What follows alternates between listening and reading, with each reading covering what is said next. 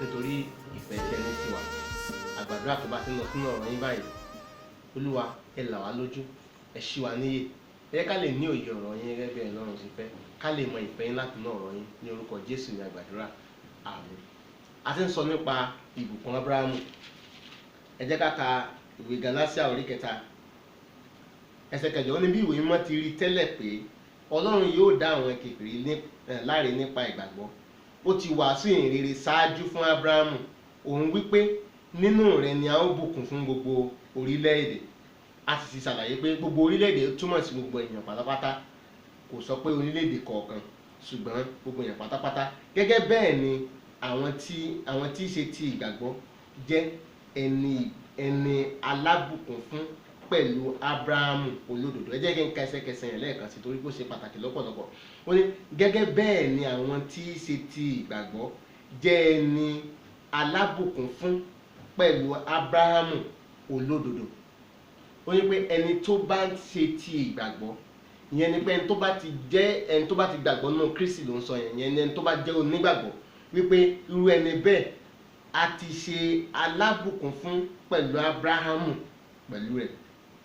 Nítorí pé iye àwọn tí ń bẹ ní ipa iṣẹ́ òfin wọ́n ń bẹ lábẹ́ ègún. Nítorí tí a ti kọ pé ìfibú ni olúkúlùkù ẹni tí kò dúró nínú ohun gbogbo tí a kọ sínú ìwé òfin yìí láti máa ṣe wọ́n. Ó sọ fún wa pé ẹnikẹ́ni tó bá ń ṣiṣẹ́ òfin, tó jẹ́ pé òfin níbẹ̀ yẹn kò túmọ̀ sí bóyá òfin orílẹ̀-èdè kọ̀ọ̀kan, bóyá òfin orílẹ̀-èdè Nàìjíríà, òfin orílẹ̀-èdè Ghana àti bẹ́ẹ̀ bẹ́ẹ̀ lọ, kì í ṣe nǹkan tí òfin túmọ̀ sí níbẹ̀ nìyẹn. Nǹkan tí òfin túmọ̀ sí báyìí ó ń tọ́ka sí òfin Mósè tí Mósè ti fún àwọn ọmọ Ísírẹ́lì tẹ́lẹ̀. Ó wá sọ pé ẹnikẹ́ni tí ò bá tẹ̀síwájú láti máa ṣe iṣẹ́ òfin yẹn, ẹ má gbàgbé pé àwọn òfin Mósè kì í ṣe fún àwọn bí báyìí ni ó fún, àwọn ọmọ Ísírẹ́lì ló fún.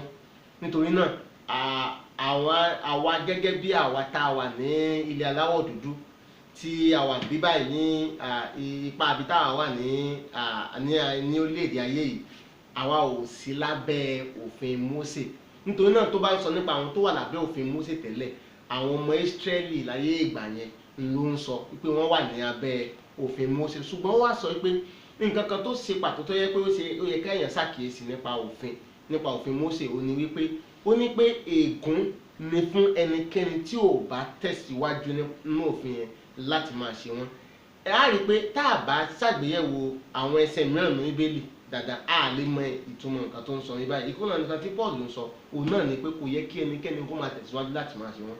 A rí i pé tó bá pẹ́ ẹsẹ̀ kan pé tá a kà lélẹ̀, a rò wípé nǹkan tí Paul ń sọ náà ni pé káwọn èèyàn tẹ̀síwájú láti máa ṣe òfin Mósè, nítorí bó sọ pé ègbé ni fún ẹnikẹ́ni tí ò bá tẹ̀síwájú inú ẹ̀ láti máa ṣe. Ṣùgbọ́n nǹkan tó ń sọ ni pé a nílò nǹkan kan fún Ọlọ́run láti sọ wá di olódodo gẹ́gẹ́ bí ìsọ Ábúráhámù di olódodo. Kì í ṣe pé bóyá ó sọ pé ká tẹ̀síwájú láti máa ṣe òfin Mósè. Ẹ fọwọ́ síbẹ̀ yẹn, jẹ́ kí n ṣàlàyé nǹkan fún yín láti inú ìwé Jákọ́bù orí 2. Jákọ́bù orí 2 ẹsẹ̀ 10. Ó ní nítorí ẹnikẹ́ni tí ó bá pa gbogbo òfin mọ́ tí ó sì rú ọ̀kan, ó jẹ̀bi gbogbo rẹ̀. A rí báyẹn, Jákọ́bù ló ń sọ fún wa báyìí wípé kò sí ìgbà kan ẹni tó bá wà lábẹ́ òfin kò lè pa gbogbo òfin mọ́ kó fi bóyá àwọn kan sílẹ̀ kó wá sọ pé Ọlọ́run náà rí pé mo ti gbìyànjú, ṣe bí nínú òfin bíi mélòó kan mo ṣáà ti pa ọ̀pọ̀lọpọ̀ àwọn òfin, mo ṣáà ti pa wọn, tó bá pé ibi díẹ̀ tí mo kù díẹ̀ sí náà lélẹ̀. Ó ṣáà pé ó yí Ọlọ́run náà wípé èmi náà ṣáà gbìyànjú, mo ṣa gbogbo pá mi. Ọlọ́run yìí rò bẹ́ẹ̀ o. Nǹkan tí Jákọ́bù kọ sílẹ̀ fún wa ó ní wípé ẹnikẹ́ni tó bá rú kan péré nínú gbogbo òfin, ó ní pé ó jẹ̀bi gbogbo ẹ̀ pátápátá. Ìtumọ̀ ẹ̀ lélẹ̀. A rí pé òfin tó ń sọ náà ni òfin Mósè. Òfin Mósè sì lélẹ̀, kì í ṣe òfin 10 o. Pé ọ̀pọ̀lọpọ̀ máa ń rò kí bóyá òfin 10 tá a kọ sínú ìwé Ẹ́kísódù orí 20 nìkan ni òfin Mósè, tàbá ń sọ pé òfin Mósè. Òfin Mósè ó pọ̀ lọ́pọ̀lọpọ̀. Àwọn kan tiẹ̀ ti sọ pé 13,600 ni òfin Mósè, tàbá kà wọ́n lẹ́yọ kọ̀ọ̀kan. Láti ìyẹn ni pé láti ìwé Ẹ́kísódù orí 20 títí dé ìwé Deuteronomy orí 5.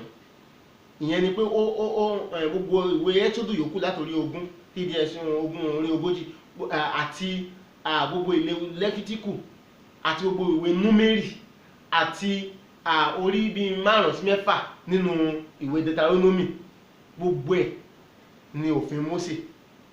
Àwọn tó ń sì kà lẹ́yọ kọ̀ọ̀kan wọ́n rí pé 13,600 ni òfin tó wà níbẹ̀, 613 ni gbogbo àwọn òfin tó wà nínú òfin Mósè. Nǹkan tí Jacob wá ń tọ́ka sí òní pé nínú gbogbo 600 òfin Mósè yẹn, téèyàn ò bá pa ọ̀kan péré mọ́ nínú wọn tó pa gbogbo yòókù mọ́, ṣùgbọ́n tó yẹ pé ọ̀kan péré ni ò pa mọ́ nínú wọn, ó jẹ̀bi gbogbo ẹ̀ pátápátá. Ẹ jẹ́ kí n fún yín àpẹẹrẹ wípé ní ìsìn wípé rántí ọjọ́ wípé bóyá àwọn kan má ṣiṣẹ́ ní ọjọ́ ìsinmi, bóyá tó kàn sáré lọ sí oko lọ́jọ́ ìsinmi, tó kàn sáré lọ gé àgbàdo lóko, ó ti jẹ̀bi gbogbo òfin pátápátá. Ìyẹn ni pé ó jẹ̀bi panṣágà, ó jẹ̀bi àgbèrè, ó jẹ̀bi irọ́ pípa, ó jẹ̀bi ìpànìyàn, ó jẹ̀bi gbogbo ẹ̀ pátápátá. Nǹkan tí Jacob sọ nìyẹn pé ẹni tó bá rí kan péré nínú òfin yẹn, ó jẹ̀bi gbogbo ẹ̀ pátápátá. Ìyẹn ni pé ègún tó wà lórí arúfin òun náà ni ó wà lórí òun náà. Tá bá sì ka àwọn ègún yẹn pọ̀ gan-an nínú pàápàá jùlọ nínú ìwé Deuteronomy, tí wọn kò bu àwọn ègún òfin sí pé tó bá ṣe báyìí ègbé ni fún ẹ, tó bá ṣe báyìí ègbé ni fún ẹ, tó bá ṣe báyìí ègún ni fún ẹ. Ìyẹn ni àwọn ègún tó wà lórí ẹni tí ò bá tẹ̀síwájú láti máa ṣe òfin. Gẹ́gẹ́ bí Paul ṣe wá sọ fún wa ní ìwé Gálátíà orí 3 yẹn, ó ní pé orí 3 ẹsẹ̀ 10, nítorí pé iye àwọn tí ń bẹ ní ipa iṣẹ́ òfin wọ́n ń bẹ lábẹ́ ègún, nítorí pé ó sọ pé ègún ni fún ẹni tí ò bá tẹ̀síwájú láti máa ṣe. Ẹni tó bá sì rú ìkan péré nínú ẹ̀ kò tẹ̀síwájú láti máa ṣe nìyẹn, nítorí pé ó ti jẹ̀bi gbogbo ẹ̀ pátápátá, ó wà lábẹ́ ègún. Ìyẹn ni pé èèyàn wà lábẹ́ òfin lásán, ó túmọ̀ sí pé èèyàn wà lábẹ́ ègún, nítorí pé kò sí ẹnikẹ́ni pátápátá tó lè pa gbogbo ẹ̀ mọ́ pátápátá. Ìdí ẹ̀ nìyẹn tá a fi rí wípé tá a bá ka gbogbo àwọn ìwé Mósè dáadáa láti pàápàá láti ìwé Exodus títí dé ìwé Deuteronomy, a rí pé gbogbo àwọn tó kúrò ní Íjíbítì, gbogbo wọn pátápátá ni wọ́n ṣègbè nínú aginjù, àyàfi àwọn méjì tí í ṣe Joshua àti Caleb. Mi sì sọ díẹ̀ tí pé àwọn méjì yẹn ò fi ṣègbè pẹ̀lú wọn.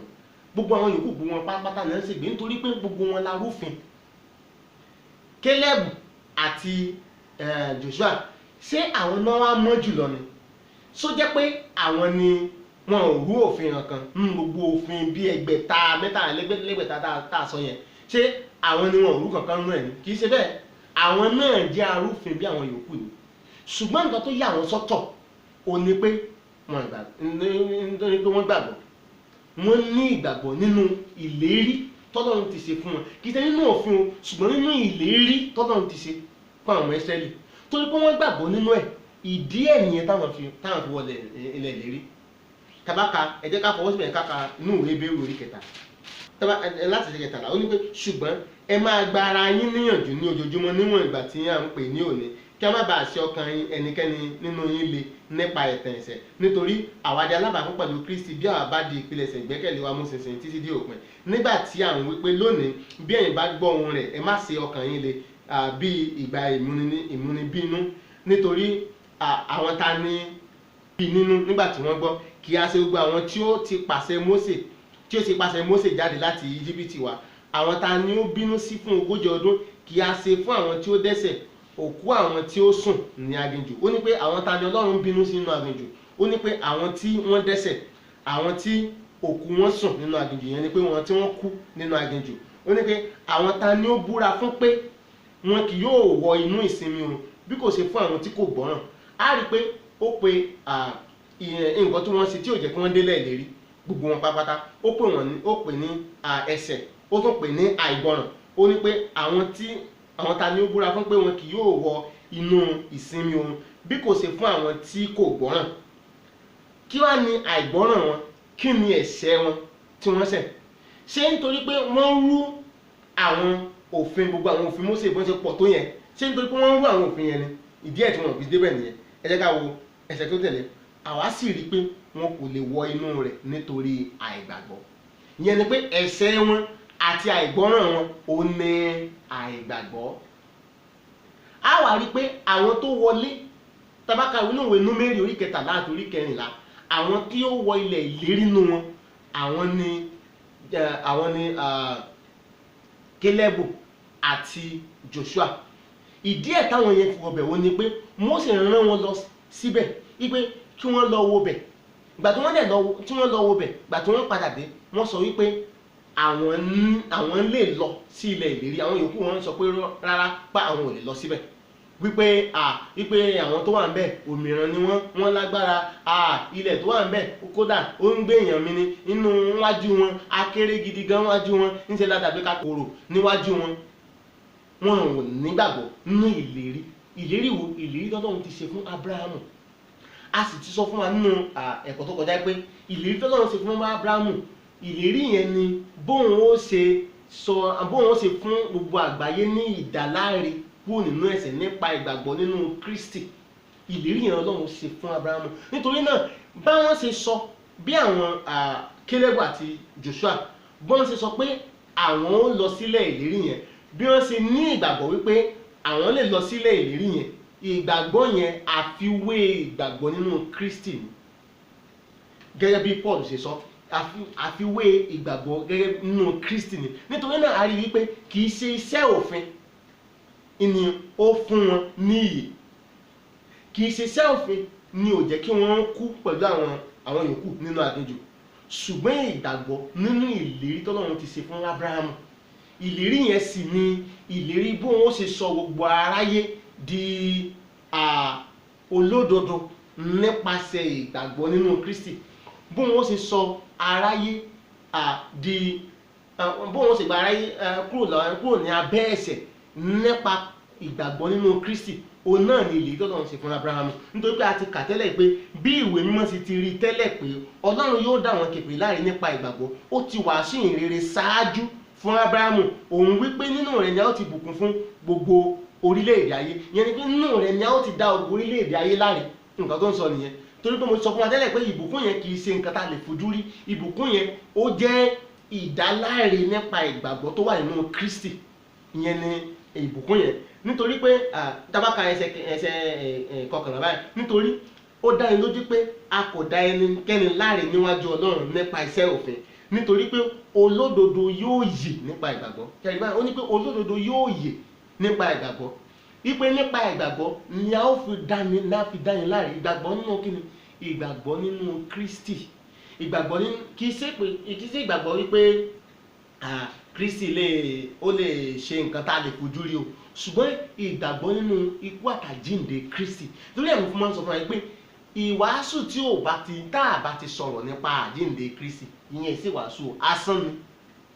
Gẹ́gẹ́ bí sọ fún wa nínú ìwé Kọ́ríńtì kìíní orí 15 tó sọ fún wa, ó ní pé asán ni pé tá a bá wàásù pé Kristi jíǹde kúrò nínú, ó ní pé ìwàásù wa asán ni.